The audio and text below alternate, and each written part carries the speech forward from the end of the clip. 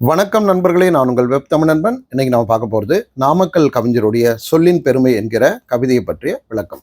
இந்த நாமக்கல் கவிஞர் அப்படின்னு சொல்லப்படக்கூடிய அவர் யாரு, அவருடைய வாழ்க்கை வரலாறு என்ன, அதை சுருக்கமாக பார்க்கலாம். அதோடு இந்த சொல்லின் பெருமை என்கிற கவிதையில் தமிழுடைய பெருமை எந்த அளவுக்கு நாமக்கல் கவிஞர் சொல்லியிருக்கார் அப்படின்றதும் விரிவாக நம்ம பார்க்கலாம். இதை பார்க்கறதுக்கு முன்னாடி நம்ம சேனல் இது வரைக்கும் சப்ஸ்கிரைப் பண்ணலாம்.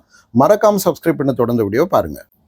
முதல்ல நாமக்கல் கவிஞர் யார் அப்படின்னு பார்த்துடலாம். உலகின் தலைசிறந்த கவிஞர்களில் ஒருவராக விளங்கக்கூடியவர் தான் நாமக்கல் கவிஞர். இவர் நாமக்கல் மாவட்டம் மோகனூர் அப்படின்ற கிராமத்தில் 19 அக்டோபர் 1888 பிறக்கிறார். இவருடைய இளமை காலங்கள் பார்த்தீங்க அப்படின்னா காவிரி ஆற்றங்கரையில் இருக்கக்கூடிய மோகனூர் அப்படின்ற அந்த குக்கிராமத்தில் தான் இருக்குது. சின்ன வயசுலேயே படிப்பில் நல்லா சுட்டியாக நல்லா படிக்கிறாரு. அதுக்கு பிறகு பின்னால் இவர் ஒரு தொடக்க பள்ளியினுடைய ஆசிரியராக இருக்கார். இவருடைய வாழ்க்கையில் பார்த்தீங்க அப்படின்னா நிறைய விஷயங்கள் அவருடைய மாற்றத்துக்கு காரணமாக அமையுது. ஆரம்ப காலகட்டத்தில் நம்முடைய இந்திய தேசத்தில் ஒரு மிகப்பெரிய அடக்குமுறையை வெள்ளையர்கள் ஆண்டு வந்த காலகட்டத்தில் நிறைய பேர் சுதந்திர போராட்டத்தை கையில் எடுத்து போராடிட்டு இருந்தாங்க. குறிப்பாக பார்த்தீங்கன்னா பாலகங்காதர திலகர், அரவிந்தர் போன்றவர்கள்லாம் ரொம்ப கடுமையாக தீவிரவாதியாக அன்றைய காலகட்டத்தில் வெள்ளைக்காரர்களுக்கு எதிராக போராடி கொண்டிருந்தார்கள். இன்னொரு பக்கம் பார்த்தீங்கன்னா மகாத்மா காந்தி அவர் அகிம்சை முறையில் போராடிக்கிட்டு இருந்தார். இந்த ரெண்டு பேருடைய பாதையை பின்பற்றி நிறைய பேர் சுதந்திர போராட்டத்தில் ஈடுபட்டு இருந்தாங்க.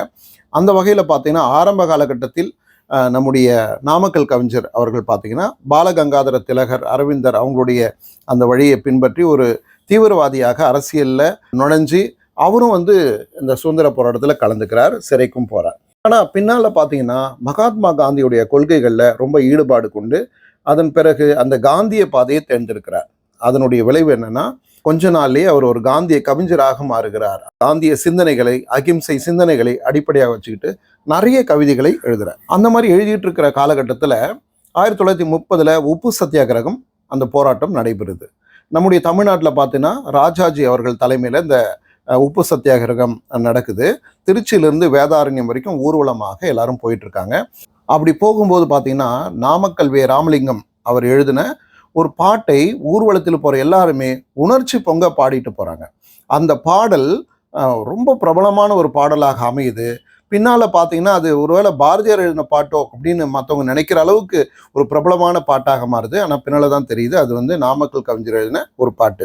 கத்தியின்றி ரத்தமின்றி யுத்தம் ஒன்று வருகுது என்கிற எல்லாருக்கும் தெரிஞ்ச அந்த பாட்டு.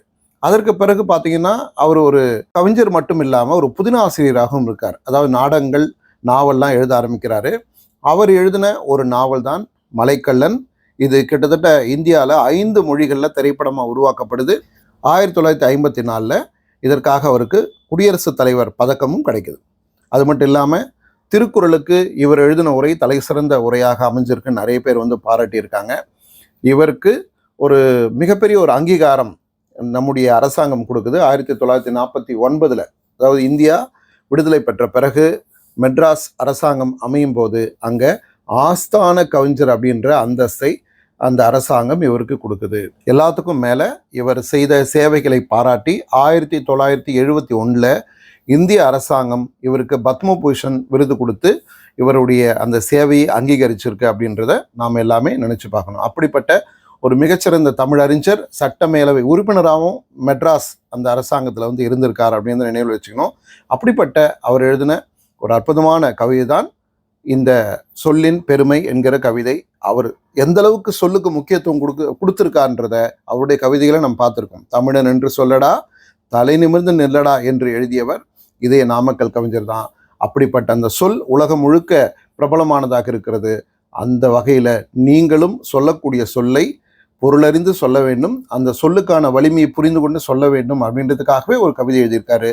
அது என்ன கவிதையை பார்க்கலாமா? நாம் எல்லாருமே பேசணும். பேசாமல் இருந்தால் என்ன ஆகும்? பேசாமல் இருந்தால் நாம் என்ன மனசில் நினைக்கிறோன்றதை இந்த உலகத்துக்கு தெரிவிக்க முடியாமல் போய்விடும். அதனால் நாமக்கல் கவிஞர் சொல்கிறாரு, பேசுங்க. பேசாமல் போனால் என்ன ஆகும்? பேச்சழிந்து போனால் அறிவின் பெருமை என்னவாகும்? மூச்சிழுக்குமானால் தேகம் முன்னிருந்ததாமே. கூச்சமில்லை என்றால் பெண்மை குறைப்பட்டதென்றோ? நீச்சமற்ற மீன் போல் சமூகம் நிலைகுலைந்து போகும் அப்படின்னு சொல்கிறார். ஒருவேளை பேசாமல் போனால் அதனால் அறிவின் பெருமை என்ன ஆகும்? நமக்கு அறிவு இருக்குது அப்படின்றத உலகத்துக்கு எப்படி தான் காட்டுறது? பேச்சின் மூலமாக காட்ட வேண்டும். ஏன்னா அறிவாளி முட்டாள் அப்படின்றத எதை வச்சு முடிவு பண்ணுறான்னா பேசக்கூடிய பேச்சு. அந்த பேச்சு என்பது நாம் படித்த நூல்களுடைய சாரமாக இருக்க வேண்டும், நம்முடைய வாழ்க்கையினுடைய சாரமாக இருக்க வேண்டும். அல்லது என்னெல்லாம் கற்றுக்கிட்டோமோ அதை வச்சுக்கிட்டு நம்ம என்ன பண்ணுறோம், மற்றவங்ககிட்ட பேசுகிறோம், அதை அடிப்படையை வச்சுட்டு பேசுகிறோம். அப்போது ஒருத்தர் பேச்சை வச்சே கண்டுபிடிச்சிடலாம் அவங்க எந்த அளவுக்கு சிந்திக்கிறாங்க, எந்த அளவுக்கு அவங்களுக்கு அந்த வாழ்வியல் சார்ந்த பார்வை இருக்குன்றதை தெரிஞ்சுக்கலாம். அதனால் பேச்சு இருந்தால்தான் அறிவின் பெருமை வெளியே வரும். இல்லைன்னா என்ன ஆகும், வெளியே வராமல் போயிடும். அதே மாதிரி மூச்சு இருக்குமானால் தேகம் முன்னிருந்ததாமே. இப்போ உயிர் இருக்கிற வரைக்கும் தான் இந்த உடம்புக்கு மரியாதை. இந்த உயிர் இல்லைன்னா உடம்புக்கு மரியாதை இல்லை. அது போலத்தான் நமக்கு சொல், நாம் உயிரோடு இருக்குன்றதுக்கான அடையாளம் சொல் தான் அப்படின்றத சொல்கிறார். அப்போது சொல் எந்த அளவுக்கு முக்கியம் என்பதை இந்த உலகத்துக்கு நாமக்கல் கவிஞர் சொல்லுகிறார். கூச்சமில்லை என்றால் பெண்மை குறைப்பட்டதாமே. ஒரு பொண்ணு வெட்கப்படல அப்படின்னா அந்த பெண்ணை குறைபட்ட பெண்ணாக உலகம் நினைக்கிறது. ஏன்னா அச்சம், மடம், நாணம் சொல்கிறோம் இல்லையா, அந்த மாதிரி இருக்கக்கூடிய அந்த பண்புகள்லாம் இருந்தால் அவளை பெண்ணாக உலகம் பார்க்கிறது. அது சரி தப்புன்றதை தாண்டி அப்படி இருந்தால் அவங்க பெண்ணுன்னு ஏற்றுக்கிறாங்க, இல்லைன்னா குறையுடைய பெண்ணாக உலகம் கருதுகிறது. அந்த மாதிரி தான் ஒருத்தருக்கு சொல்லும் அப்படின்றார். நீச்சமற்ற மீன் போல் சமூகம் நிலை குலைந்து போகும். அப்படி நீ பேச்சு இல்லாமல் போனால், இந்த சமூகத்தில் யாருமே பேசலைன்னா நீந்த தெரியாத மீன் என்ன ஆகும், நீச்சல் தெரியலன்னா அந்த மீன் செத்து போகும். அது போல இந்த சமூகம், அந்த சமூகத்துடைய அந்த அத்தனை அம்சங்களும் செத்து போகும். அப்போ ஒரு சமூகம் நல்லபடியாக இயங்க வேண்டும் என்றால் அங்கே பேசக்கூடியவர்கள் வேண்டும். இங்கே பேசணும்னு சொல்கிறது நல்ல விஷயங்களை பேசுறது, அறிவார்ந்த விஷயங்களை பேசுறது, அதைத்தான் இங்கே பேச்சு அப்படின்றார். அதனால் நீங்கள் சொல்லை பயன்படுத்துங்கள், நல்ல சொற்களை தேர்ந்தெடுத்து பயன்படுத்துங்கள். வள்ளுவர் சொன்னார் இல்லையா, இனிய உளவாக இன்னாது கூறல் கனி இருப்ப காய் கவர்ந்தற்று. அப்போ இனிய சொற்களை பேசுங்கள். பேசினாதான் நீங்கள் யாருன்ட்டு உலகத்துக்கு தெரிய வரும். அதே மாதிரி இந்த தமிழ் சமூகம் பேசினாதான் இந்த உலகத்துக்கே தமிழ் சமூகம் அப்படின்றது எவ்வளவு மிகச்சிறந்த ஒரு சமூகம் அப்படின்றது வெளி உலகத்துக்கு தெரிய வரும். சில நேரங்கள் நம் பெருமையை நம்ம சொல்லித்தான் ஆகணும் அப்படின்றதுக்காக சொல்கிறார். தொடர்ந்து சொல்கிறாரு, சொன்ன சொல்லழிந்தால் வாழ்க்கை சுகமில்லாததாகும். சின்ன ஏழைக்கேனும் சொல்லே ஜீவன் ஆடி ஆகும்.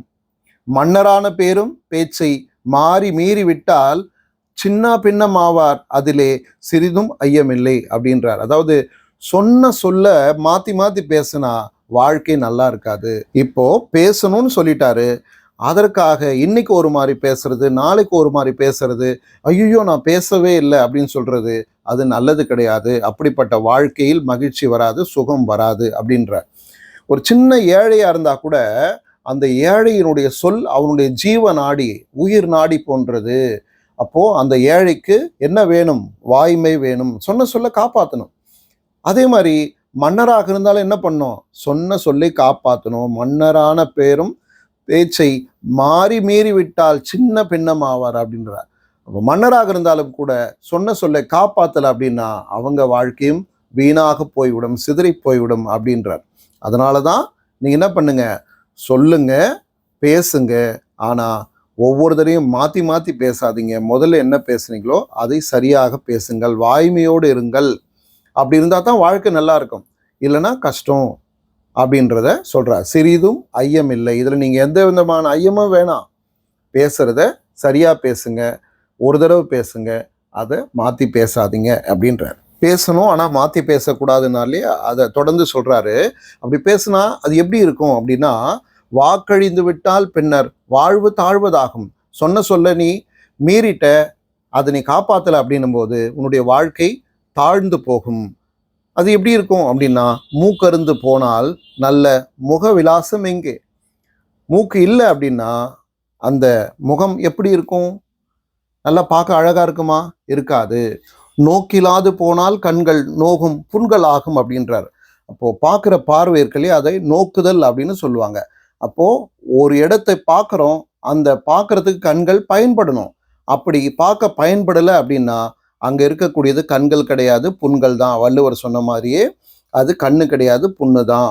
காக்க வேணும் சொல்லை அதுவே கர்ம வீரம் ஆகும்ன்றார். நம்முடைய செயல் வீரம் அப்படின்றது, கர்ம வீரம்ன்றது என்ன அப்படின்னா நம்ம சொன்ன சொல்லை காப்பாற்றுறது தான். அப்படி இருந்தாதான் கண்களுடைய பயன் எதுக்கு, பார்க்கறதுக்கு. மூக்கு அப்படின்றது நம் முகத்துக்கு அழகு தரக்கூடியது. அது போல மூக்கை போல வாக்கும் இருக்க வேண்டும். சொன்ன சொல்லை காப்பாற்றணும். அப்படி காப்பாற்றக்கூடியவங்க தான் கர்ம வீரர்கள், செயல் வீரர்கள் அப்படின்னு சொல்றாரு. தொடர்ந்து சொல்றாரு, வார்த்தை மாறிவிட்டால் மனிதன் வாசமற்ற மலரே, கீர்த்தி என்பதெல்லாம் சொல்லில் கெட்ட பேருக்கேது, பூர்த்தி தவறினாலும் வாக்கில் புரட்சி செய்திடாமை நேர்த்தியானதாகும் என்று நினைவில் வைக்க வேண்டும் என்று பாடு. அதாவது வார்த்தை மாறிவிட்டால் மனிதன் வாசமற்ற மலர் என்கிறார். மலரை எதற்காக நாம் சூடுகிறோம்? அழகா இருக்குன்றது ஒரு விஷயம். இன்னொரு பக்கம் பார்த்தீங்கன்னா அதனுடைய வாசம். இப்போ வாசமே இல்லாத மலரை யாராவது சூடிக்கொள்கிறார்களா? இல்லை. ரொம்ப அழகான பூக்கள்லாம் நிறைய இருக்குது. ஆனாலும் அதனுடைய வாசம் நமக்கு ரொம்ப பிடிச்சிருக்குன்றதுனால தான் அந்த மலரை நாம் சூடிக்கொள்கிறோம், நாம வச்சுக்கிறோம். அப்போ அந்த வாசம் என்பது எந்த அளவுக்கு மலருக்கு முக்கியமோ அதே போல மனிதனுக்கு வார்த்தை முக்கியம் அப்படின்றார். கீர்த்தி என்பதெல்லாம் சொல்லில் கெட்ட பேருக்கு ஏது அப்படின்றார். கீர்த்தினா புகழ்.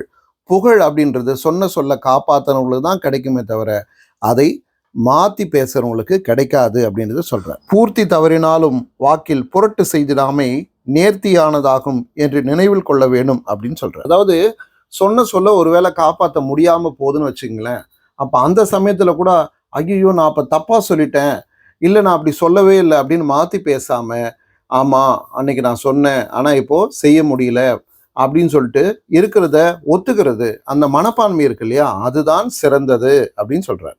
அதனால இதெல்லாம் மனசுல வச்சுக்குங்க அப்படின்னு தான் இந்த இடத்துல நாமக்கல் கவிஞர் சொல்றார். ஒட்டு மொத்தமாக கவனிச்சு பார்த்தீங்க அப்படின்னா ஒருத்தருடைய சொல் என்பது அவருடைய அறிவின் வெளிப்பாடு.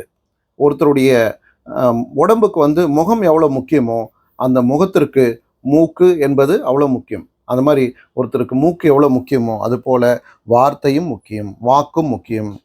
அப்போ ஒவ்வொன்றா சொல்லிட்டே வர்றாரு. ஒரு மீன் உயிரோட இருக்குது அப்படின்னா அதுக்கு நீச்சல் தெரிஞ்சிருக்குன்னு அர்த்தம். நீச்சல் தெரியாத மீன் செத்து போகும். அது போல பேச தெரியாத ஆள் இந்த உலகத்தில் வாழ முடியாது. அப்படிப்பட்ட ஒரு சமூகம் நீடித்து நிலைத்து இருக்காது. அதனால ஒரு தனி மனிதன் வாழ்வதற்கும் ஒரு சமூகம் வாழ்வதற்கும் பேச்சு ரொம்ப முக்கியம். சரிங்களா? அதனால நீங்களும் நல்ல சொற்களை தேர்ந்தெடுத்து பேசுங்க. சொல்லுடைய வலிமையை புரிஞ்சுட்டு பேசுங்க. என்ன தேவையோ அதை மட்டும் பேசிட்டு உங்களுடைய அந்த அறிவை மற்றவருக்கு வெளிக்காட்டுங்கள், புகழ் பெறுங்கள் என்று சொல்லி விடைபெறுகிறேன். நன்றி நண்பர்களே. நான் உங்கள் வெப் தமிழ் நண்பன். இன்றைக்கி நாம் பார்த்த வீடியோ உங்களுக்கு பிடிச்சுன்னா லைக் பண்ணுங்கள், ஷேர் பண்ணுங்கள், கமெண்ட் பண்ணுங்கள். இது வரைக்கும் சப்ஸ்கிரைப் பண்ணாமல் பார்த்துருக்கீங்கன்னா மறக்காமல் சப்ஸ்கிரைப் பண்ணுங்கள்.